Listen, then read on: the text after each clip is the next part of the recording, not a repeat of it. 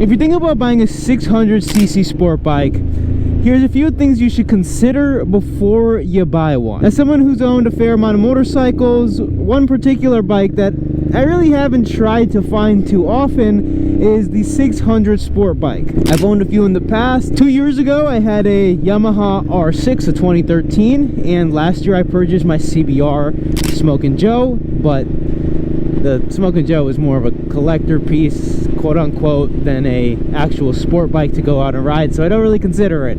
The R6 I got a phenomenal deal on, and I always had wanted a 600 to experience it. After experiencing the bike, and I got it for a really good price, I sold it because it was worth so much more than what I was willing to really pay for one. And that's the problem with 600cc motorcycles. 600s, used 600s. I just saw a 2003 636 with 20,000 miles on it for $7,000. That's a 23-year-old used, not properly maintained most likely. It's going to need $1,000 of maintenance, tires, this, that. It has scuffs. It's not the cleanest bike in the world. $7,000, an absolute ridiculous price. That bike, I wouldn't even pay $3,500 for. Sure, the 636s were beat up. However, they were all stunted. Most people want those bikes to stunt them out. They are fantastic road bikes, but at the end of the day, is it really a $5,000 bike? A $7,000 bike? Well, to you it might be, but for my justifications and reasonings, it does not make sense. 600s make about 100 horsepower. They're super peaky. They have lots of high-end power. When I first rode my R6, I got onto the bike and I was like, this bike seems like there's something wrong with it. It doesn't have any power. For a 600, I was expecting some power. I looked down and I have 10,000 RPM more. It revs out to 16,500 RPM. So then I got into the power band a little bit more, and there you have it, all of the power. The problem with that, it's not really a usable power band for the street. You have to be ringing out 600s in order to really have any fun. Yes, they're light, they are powerful, but they're not the most fun street bikes. 600s are really, really great on the track. They have a really great power band, and the weight makes up for it. When we're talking 600 on the street, there's just better bikes than a 600cc bike.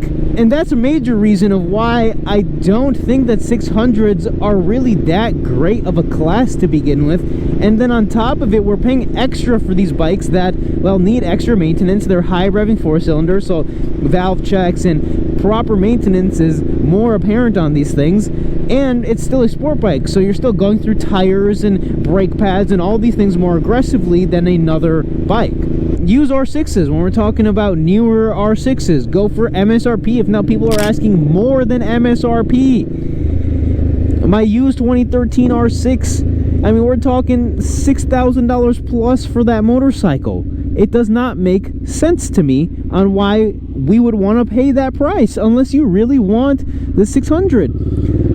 We do have to ask ourselves, why are these bikes going for those prices? And I think there's a few things influencing it. It's number one, insurance is a little cheaper on a 600 than a 1,000. However, when we're talking about a 23-year-old motorcycle, insurances aren't really that ridiculous anyways. You can get things like collector's insurance, and it's not really going to be all too bad. And the biggest thing is, it's the upgrade. Most people buy a 650, a 500, a 300, and they're like, I don't want to jump up to a liter. I'll jump to the middle. I'll jump up to the 600 class. And lots of people try to bump into it, and I think that's what influences many people to go out and search for a 600. I can't get the liter bike, I'll get the 600. However, 600 prices for someone who knows how to ride don't make sense. The new 636ers are also blowing up, so that's another reason that 600s just don't make sense. But the price factor, that's the biggest reason. They're amazing bikes. I loved my R6. However, I will not buy another one for what they are worth in this current market. I would pay $3,500 for a nicely used R6 that's 20 years old. I would pay like 10, maybe 8, maybe not even, for a newish R6. And that's about it. Because you can get a Suzuki Hayabusa for about 7 grand. Gen 1 Busa, way more power, way more comfortable. There's so much bike you can get for the money that R6s and 636s and CBR 600s just don't make sense. Unless they're carbureted bikes. Carbureted 600s are not worth quite as much as these fuel injection more modern bikes that I'm talking about. Like a carbureted F3. F3 is a phenomenal motorcycle. They're like 3,000 bucks, which in my opinion is still expensive for what it is. However, when we're talking about getting a fuel injected early to late 2000s 600, if not even newer, you can get a liter bike for about the same price, which is crazy. An 08 CBR 1000, one of the best CBRs ever. You can buy one of those motorcycles easily for 8,000. They're always listed for 8,000. And the fact that we're paying 7 or listing our 636s for $7,000 and you can get a CBR 1000 for the same price is ludicrous. It makes no sense. And I know many people are thinking, but it's 1,000, it's gonna, like, it takes more gas, it takes all of these things, insurance will be a bit more expensive. Yes, it is. It's a sport bike.